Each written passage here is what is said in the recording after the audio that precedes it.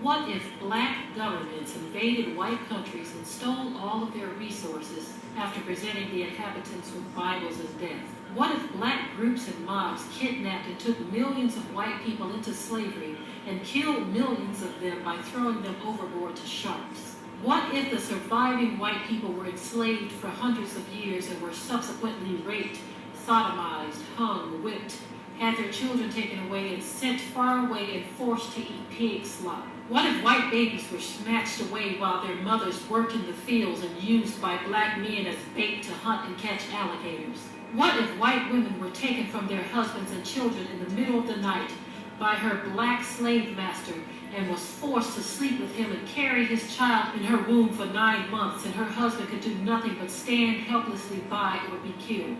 What if white men had to face the black man who raped his wife and daughters and told this white man that his wife better pretend like she enjoyed it or she would be beaten within an inch of her life?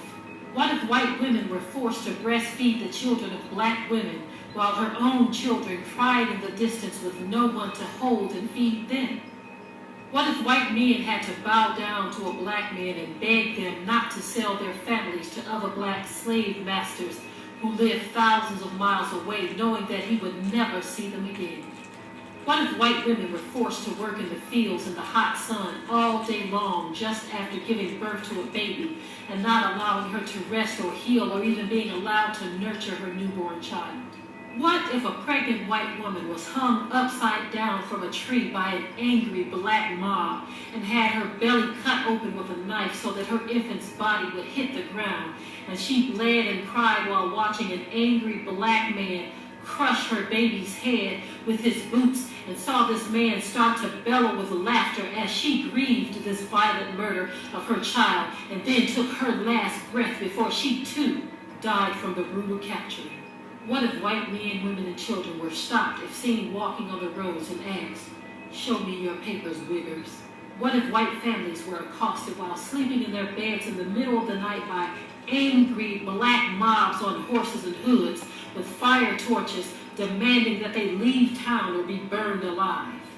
What if white families were systematically terrorized on a daily basis by black mobs burning crosses in their front yards with the full support of all black police departments? What if white churches were burned to the ground by hateful, angry black men with no regard to the human life and the killing of 4 little white girls?